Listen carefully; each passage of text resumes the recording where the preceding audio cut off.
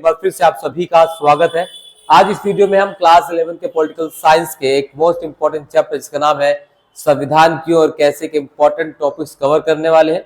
इस वीडियो में हम उन्हीं टॉपिक्स को कवर करने वाले जहां से आपके एग्जाम में क्वेश्चन पूछे जा सकते हैं और जहां से क्वेश्चन बनते ही बनते हैं। सो प्लीज एंड तक जरूर देखिएगा। साथ ही साथ आप सभी को एक और इन्फॉर्मेशन दे दूं कि हमारे चैनल द पॉलिटिकल मास्टर पर बोर्ड एग्जाम 2024-25 को लेकर इंपॉर्टेंट क्वेश्चन आंसर की सीरीज जो है शुरू की जा चुकी है, जिसमें हम आप सभी को चैप्टर वाइज सभी इंपॉर्टेंट टॉपिक्स को कवर कराएंगे एक शॉर्ट वीडियो में, जिससे आप आसानी से समझ सके और एग्जाम में अच्छे नंबर से उत्तीर्ण हो सके। तो चलिए ज्यादा समय ना लेते हुए इस वीडियो की शुरुआत करते हैं। तो बात कर लेते हैं कि संविधान क्या है। जी हाँ, संविधान जिसे आप सभी लोग भली भांति जानते हैं, इसे हम नियमों के संग्रह के रूप में जानते हैं। जी हाँ, संविधान क्या है? नियमों के एक संग्रह है जिसके माध्यम से किसी भी देश की शासन व्यवस्था को सुचारू रूप से चलाया जाता है। बिना संविधान के शासन चलाना बहुत ही कठिन कार्य है। बिना संविधान के शासन व्यवस्था को सुचारू रूप से नहीं चलाया जा सकता है या सही प्रकार से नहीं चलाया जा सकता, क्योंकि संविधान में अधिकार दिए गए होते हैं, संविधान में नियम दिए गए होते हैं, संविधान में कर्तव्य होते हैं, जिसमें सभी प्रकार के नियमों और विनियमों की व्याख्या की जाती है। तो संविधान क्या है? नियमों का संग्रह है। और अगर हमें किसी भी देश के शासन को सुचारू रूप से चलाना है, सही प्रकार से चलाना है, तो संविधान को होना बहुत जरूरी है। तो संविधान क्या है? तो नियमों का एक संग्रह है। यहाँ देख सकते हैं क्या है? तो संविधान क्या है? तो ऐसे नियमों और सिद्धांतों का समूह जिसके अनुसार शासन के विभिन्न अंगों का संगठन किया जाता हो, शासन को सुचारू रूप से चलाया जाता हो और शक्तियों और अधिकारों का जो बंटवारा संविधान के माध्यम से ही किया जाता है। ठीक है, तो संविधान क्या है? इस प्रकार सवाल पूछे जा सकते हैं। कई बार सवाल पूछा जाता है कि संविधान कितने प्रकार के होते हैं। तो संविधान जो है दो प्रकार के होते हैं, एक लिखित संविधान और दूसरा अलिखित संविधान। लिखित और अलिखित की बात करते हैं तो लिखित संविधान वो संविधान होता है, जैसे भारत का संविधान क्या एक लिखित संविधान है। क्यों लिखित संविधान? क्योंकि हमारे संविधान को जो है कैबिनेट मिशन के द्वारा, ठीक है, कैबिनेट मिशन के प्रस्ताव के माध्यम से इसकी शुरुआत की गई। इसमें भारतीय संविधान निर्माताओं ने भाग लिया और इसमें चर्चा की गई और उसको लिखा गया है। तो ये एक लिखित संविधान है। जबकि दूसरे प्रकार का संविधान क्या होता है? अलिखित संविधान। जैसे इंग्लैंड यानी ब्रिटेन का जो संविधान क्या है वो अलिखित संविधान है। अलिखित का मतलब है कि उस संविधान को लिखा नहीं गया है माफ कीजिएगा, लिखा नहीं गया है, और वो संविधान जो परंपराओं के माध्यम से लगातार जो प्राचीन घटनाएं घटित हुई हैं, जो परंपराएं लगातार चली आ रही है, उसी परंपराओं के माध्यम से उस संविधान को बना लिया गया है या उसे ही नियम और उपनियम मान लिए गए हों। तो ब्रिटेन का संविधान एक अलिखित संविधान है और भारत का संविधान एक लिखित संविधान है। इस प्रकार सवाल आपसे पेपर में पूछा जा सकता है। चलिए दूसरा जो क्वेश्चन पूछा जाता है 3 से 4 नंबर में आपसे पूछा तो है कि संविधान की आवश्यकता क्यों है। तो संविधान की जो सबसे पहली आवश्यकता होती है वो है कि संविधान निरंकुश सत्ता पर प्रतिबंध लगाता है। संविधान क्या लगाता है? कि निरंकुश सत्ता। निरंकुश सत्ता क्या होती है? एक ऐसी शासन, एक ऐसी सत्ता जिस पर एक ही व्यक्ति का अधिकार हो, वही कानून बनाए, वही नियमों को लागू करे, वही नीतियों को निर्माण कराए, वही दंड दे। तो ऐसे में व्यक्ति बहुत ज्यादा शक्तिशाली हो जाता है। जब व्यक्ति बहुत ज्यादा शक्तिशाली हो जाता है तो उस पर वो कुछ भी निर्णय ले सकता है, वो कुछ भी फैसले कर सकता है। तो इन्हीं सभी चीजों से बचने के लिए, इसी प्रकार की निरंकुशता से बचने के लिए क्या करना चाहिए? संविधान की जरूरत होती है हमें। ठीक है, इसलिए संविधान की आवश्यकता होती है। दूसरा, देश में कानून के शासन की स्थापना। देश में जो शासन चलाया जाए वो कानून के माध्यम से हो, ना कि किसी एक व्यक्ति के माध्यम से, ना किसी राजा के माध्यम से। तो देश का शासन कानून के माध्यम से चला जाए, शासन में जो कानून की भागीदारी हो, इसलिए हमें क्या चाहिए? संविधान की आवश्यकता होती है। तीसरा, सीमित शासन। सीमित शासन की स्थापना करने के लिए हमें क्या चाहिए? संविधान की जरूरत होती है। इसी प्रकार से जो हमारे मौलिक अधिकार है, जैसे भारतीय संविधान में नागरिकों को मौलिक अधिकार दिए गए, तो मौलिक अधिकार रक्षा करने का जो जिम्मा है किसका है? हमारे संविधान का है। तो इसलिए भी क्या होना चाहिए? संविधान का होना बहुत जरूरी है। इसी प्रकार से सरकार के लिए जो है दिशा निर्देश, सरकार क्या कर सकती है, क्या नहीं कर सकती है, उसको क्या करना चाहिए, कौन सी नीति बनानी चाहिए, कौन सी नीति बनानी नहीं चाहिए, क्या निर्णय लेने से सही फैसले होते हैं और कौन से फैसले गलत साबित होते हैं, इन सभी चीजों के बारे में जानकारी हमें संविधान से ही मिलती है। तो इसलिए हमें संविधान की आवश्यकता होती है। तो इस प्रकार से सवाल यहाँ से पूछे जा सकते हैं। तो बात कर लेते हैं कि भारतीय संविधान की बनाने की जो प्रक्रिया की शुरुआत कैसे होती है। तो अगर हम बात करें तो पहली बार भारतीय संविधान की मांग जो की गई थी वो की गई थी 1885 में, 1885 में। कई बार 1895 में भी होता है। तो सबसे पहले किसने की थी, वो थे बाल गंगाधर तिलक। उसके बाद 1922 में महात्मा गांधी द्वारा जो है संविधान सभा की मांग को स्वीकार किया गया। ठीक है, महात्मा गांधी ने संविधान सभा की मांग को स्वीकारा और उन्होंने कहा कि स्वराज हमारा जन्मसिद्ध अधिकार है। जैसे बाल गंगाधर तिलक ने कहा था ना कि स्वराज हमारा जन्मसिद्ध अधिकार, हम इसे लेकर रहेंगे। ठीक, इसी प्रकार से महात्मा गांधी इस मांग को मांगा और 1922 में महात्मा गांधी द्वारा जो है संविधान सभा की मांग की गई। उसके बाद कांग्रेस द्वारा 1934 में इस मांग को अपने मंच से जो है उठाया गया। फिर 1936 में पंडित जवाहरलाल नेहरू ने इसी मांग का जो है समर्थन किया।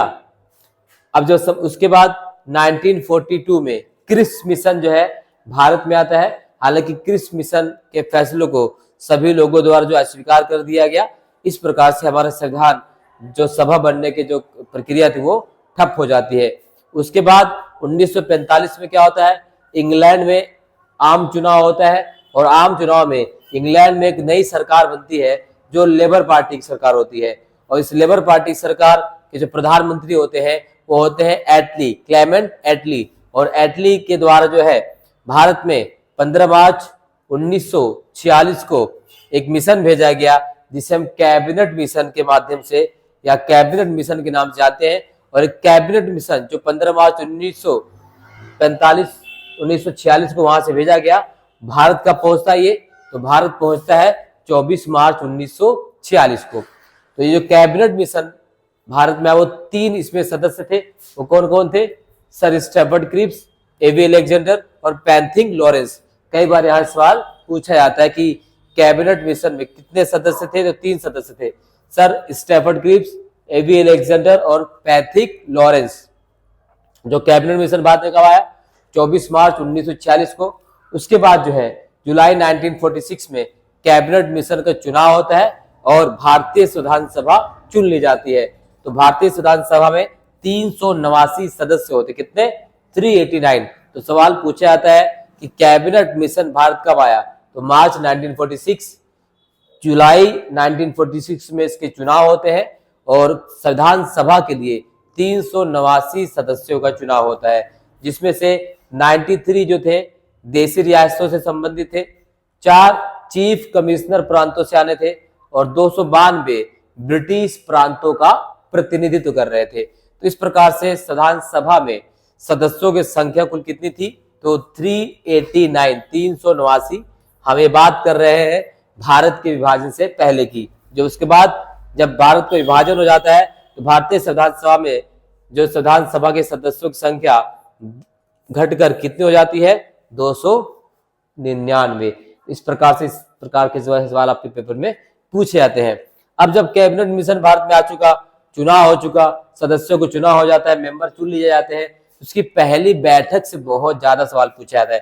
तो भारतीय संविधान सभा की जो पहली बैठक होती है, ठीक है, तो पहली बैठक भारतीय संविधान सभा की जो पहली बैठक है वो होती है 9 दिसंबर 1946। ठीक है, 9 दिसंबर 1946 को पहली बैठक होती है और इस बैठक की अध्यक्षता करते हैं डॉक्टर सच्चिदानंद सिन्हा। ठीक है, डॉक्टर सच्चिदानंद सिन्हा इसकी अध्यक्षता करते हैं। हालांकि ये क्या होते हैं, अस्थायी होते हैं, ठीक है, टेम्परेरी होते हैं, परमानेंट नहीं होते हैं। उसके बाद 11 दिसंबर 1946 को भारतीय संविधान सभा की दूसरी बैठक होती है और इस बैठक की अध्यक्षता करते हैं डॉक्टर राजेंद्र प्रसाद। ठीक है, तो ये भारतीय संविधान सभा के अध्यक्ष कौन थे, डॉक्टर राजेंद्र प्रसाद, स्थायी या इसे आप परमानेंट कह सकते हैं। कई बार सवाल पूछा जाता है कि भारतीय संविधान सभा के पहले अस्थायी अध्यक्ष कौन थे। भारतीय संविधान सभा के पहले अस्थायी अध्यक्ष हैं डॉक्टर सच्चिदानंद सिन्हा और स्थायी यानी परमानेंट कौन है, तो है डॉक्टर राजेंद्र प्रसाद। इस प्रकार से हमारे संविधान बनने की जो प्रक्रिया की शुरुआत होती है। इसी बीच जो है तीसरी बैठक होती है 13 दिसंबर 1946 को, और 13 दिसंबर 1946 को ही भारतीय संविधान की प्रस्तावना के माध्यम से उद्देश्य प्रस्ताव पेश किया जाता है। तो उद्देश्य प्रस्ताव किसने पेश किया? तो उद्देश्य प्रस्ताव पेश करते हैं पंडित जवाहरलाल नेहरू। यहाँ पंडित जवाहरलाल नेहरू के द्वारा भारतीय संविधान का उद्देश्य प्रस्ताव जो है पेश किया गया, और उस उद्देश्य प्रस्ताव को 22 जनवरी, ध्यान रखिएगा, 22 जनवरी 1947 को सर्वसम्मति से संविधान सभा के द्वारा पास कर दिया गया। किससे? सर्वसम्मति से। इस प्रकार से सवाल यहां से बनते हैं। क्लियर हो गया? चलिए आगे बढ़ते हैं। उद्देश्य प्रस्ताव हो जाता है, इसी बीच और प्रक्रिया आगे बढ़ती है। भारतीय संविधान की प्रक्रिया आगे बढ़ते बढ़ते प्रारूप समिति तक हम पहुंचते हैं। तो प्रारूप समिति का गठन कब होता है? तो प्रारूप समिति का गठन होता है 29 अगस्त 1947। 29 अगस्त 1947 को जो है ड्राफ्टिंग कमेटी गठन होता है, और ड्राफ्टिंग कमेटी के हेड होते हैं doctor B R Ambedkar. Doctor B R Ambedkar जो है ड्राफ्टिंग कमेटी, या आप कह सकते हैं जो हमारे संविधान सभा की प्रारूप समिति, संविधान की जो प्रारूप समिति है उसके हेड कौन थे? Doctor B R Ambedkar. कब गठित की गई थी? 29 अगस्त 1947। कितने सदस्य थे इसमें? तो 7 सदस्यों की सभा थे, और उन 7 सदस्यों के हेड कौन थे? वो थे डॉक्टर बी आर अम्बेडकर। इस प्रकार से सवाल जो है पूछे जाते हैं। इसी प्रकार से जो है हमारे संविधान सभा की बैठकें होती है। तो 22 जुलाई 1947 को जो है भारतीय संविधान सभा द्वारा राष्ट्रीय ध्वज को स्वीकार कर लिया गया। जो हमारा राष्ट्रीय ध्वज है उसे कब स्वीकार किया गया? 22 जुलाई 1947 को संविधान सभा द्वारा इसे स्वीकार कर लिया गया। इसी तो हमारे संविधान की बनने की जो प्रक्रिया है वो अनवरत रूप से जारी थी। ठीक है, तो संविधान बनने की प्रक्रिया शुरू से जारी थी। इसी बीच हमारा जो संविधान है वो 26 नवंबर 1949 को बनकर तैयार हो जाता है। 26 नवंबर 1949, जिसे 26 जनवरी 1950 को लागू कर दिया जाता है। भारतीय संविधान की जो आखिरी बैठक होती है वो होती है 24 जनवरी 1950 को। भारतीय संविधान की अंतिम बैठक कब होती है? अंतिम बैठक। ठीक है, टोटल 166 बैठकें होती है हमारे संविधान में। कितनी बैठकें साहब है? 166। अंतिम 24 जनवरी 1950, ठीक है, 1950 बनकर तैयार कब हुआ? 26 नवंबर 1949। लागू कब किया गया? 26 जनवरी 1950। तो इस प्रकार से सवाल जो है एमसीक्यू में 1 नंबर के क्वेश्चन में, या 1 वर्ड या अति लघु उत्तरीय क्वेश्चन में यहां से सवाल पूछे जाते हैं। चलिए, और क्वेश्चन जो आता है कि भारतीय संविधान पर किस किस चीज का प्रभाव पड़ा है? तो भारतीय संविधान पर जिस चीज का सबसे ज्यादा, या भारतीय संविधान को बनाने पर जिस चीज का सबसे ज्यादा इम्पैक्ट पड़ा है वह है 1935 का भारत शासन अधिनियम। तो 1935 का भारत शासन अधिनियम का बहुत ज्यादा प्रभाव हमारे संविधान पर पड़ा है। तो यहां से सवाल जो पूछा जाता है 1935 का भारत शासन अधिनियम का बहुत ज्यादा इम्पैक्ट पड़ा है भारतीय संविधान। इसी प्रकार से अगर हम बात करें तो हमारा जो संविधान है, सिर्फ हमारा जो संविधान है वो कई बार सवाल पूछा जाता है कि जो भारतीय संविधान है क्या वो उधार लिया गया संविधान है? भारतीय संविधान एक पुष्प गुच्छ के समान है, तो ये क्या है? तो जी हाँ, अगर हम बात करें तो भारतीय संविधान उधार लिया गया संविधान कहा जाता है, तो कतई सही नहीं है। अगर हम भारतीय संविधान को उधार लिया गया संविधान कहते हैं तो सरासर गलत है। हाँ, मैं जरूर कहते हैं कि जो भारतीय संविधान है विभिन्न देशों के संविधानों से लिया गया है, लेकिन हमने विभिन्न देशों के संविधानों को पढ़ा है, जांचा है, परखा है, उसे हूबहू या फोटो कॉपी या टू कॉपी करके अपने संविधान में कॉपी पेस्ट नहीं किया है। हमने जांचने, परखने और देखने के बाद हमारे संविधान निर्माताओं ने उसको भारतीय परिस्थितियों के अनुसार लिखा, उसको बाद में जांचा, और क्या भारतीय परिस्थितियों के अनुसार क्या सही होगा, क्या गलत होगा, किस प्रकार के अधिकार शामिल करने चाहिए, कैसे अधिकार शामिल करने चाहिए, उसके बाद जाके हम उन तथ्यों को भारतीय संविधान में शामिल किया है। तो किन किन देशों से हमने क्या क्या चीजें ली है, यहां से भी डायरेक्ट सवाल पूछा जाता है। तो सबसे पहले बात करें कि हमारे संविधान में हमने कहां कहां से चीजें ली है, तो सबसे पहले अगर हम बात करें तो हमने ब्रिटेन के संविधान से क्या लिया है, तो ब्रिटेन के संविधान से हमने लिया है संसदीय शासन प्रणाली, संसदीय शासन प्रणाली जिसे हम कहते हैं पार्लियामेंट्री सिस्टम ऑफ गवर्नमेंट। दूसरा, अगर अमेरिका के संविधान की बात करें तो अमेरिका के संविधान से हमने लिया है मौलिक अधिकार। दुनिया का पहला देश जिसके संविधान में मौलिक अधिकारों को शामिल किया गया वो अमेरिका ही है। इसी प्रकार से हमने आयरलैंड के संविधान से क्या लिया है, तो आयरलैंड के संविधान से हमने लिया है राज्य के नीति निर्देशक सिद्धांतों को हमने कहां से लिया है, आयरलैंड के संविधान से लिया है। इसी प्रकार से रूस के संविधान से क्या लिया है, तो रूस के संविधान से हमने कर्तव्य क्यों लिया है, ठीक है। और क्या लिया है रूस के संविधान से, न्याय लिया है, सामाजिक आर्थिक और राजनीतिक न्याय लिया है। इसी प्रकार से फ्रांस के संविधान से क्या लिया है, तो समानता, ठीक है, स्वतंत्रता, और क्या लिया है, बंधुत्व तो हमने कहां से लिया है, फ्रांस के संविधान से। इसी प्रकार से अगर हम बात करें जर्मनी के वाइमर संविधान से क्या लिया है, तो राष्ट्रपति की संकटकालीन जो शक्तियां है ना, राष्ट्रपति की संकटकालीन शक्तियां हमने कहां से लिया है, जर्मनी के संविधान से लिया है। इसी प्रकार से संघवाद हमने कहां से लिया है, कनाडा से लिया है, कनाडा से। इसी प्रकार से समवर्ती सूची कहां से ली है, कनाडा से। अवशिष्ट शक्तियां कहां से ली है, ठीक है, ये हमने ऑस्ट्रेलिया से लिया है। तो इसी प्रकार से बहुत सारी चीजें अफ्रीका के संविधान से लिए, हमने जापान के संविधान से लिए। तो दुनिया के लगभग अधिकतर संविधानों को जांचने परखने के बाद हमने अपने संविधान को लिखा है। बाद में हमारे संविधान निर्माताओं ने उस पर बैठकें की है, दिन रात उस पर चर्चा की गई, उसके बाद जाकर हमने अपने संविधान को लागू किया। तो भारतीय संविधान को मात्र उधार लिया गया संविधान कहना ये सरासर नाइंसाफी होगी, सरासर गलत होगा। ये उन सभी स्वतंत्रता सेनानियों, उन सभी संविधान निर्माताओं के प्रति हमारी सच्ची श्रद्धा हो ही नहीं सकती। तो ये आप इस प्रकार से कह सकते कि हमने विभिन्न देशों के संविधानों को जांचा परखा, उसके बाद जाकर हमने अपने संविधान में उसे शामिल किया। तो ये चीज हमने विभिन्न देशों के संविधानों से ली है, राइट। तो इस प्रकार सवाल जो है पेपर में पूछा जाता है।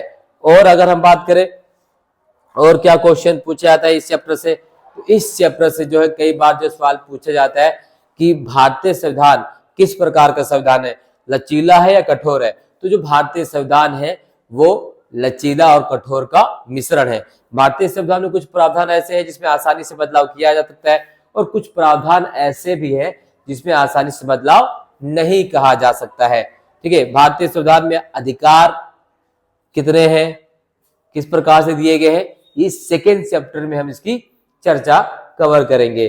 तो इस वीडियो में इस चैप्टर से जितने भी इंपॉर्टेंट टॉपिक्स बन सकते थे, जितने भी क्वेश्चन बनने की संभावना है, उन सभी को हमने सिंगल वीडियो में कवर किया है। आई होप ये वीडियो आपको पसंद आई होगी। अगर पसंद है तो लाइक शेयर कमेंट जरूर कीजिएगा। चैनल पर नए हैं तो सब्सक्राइब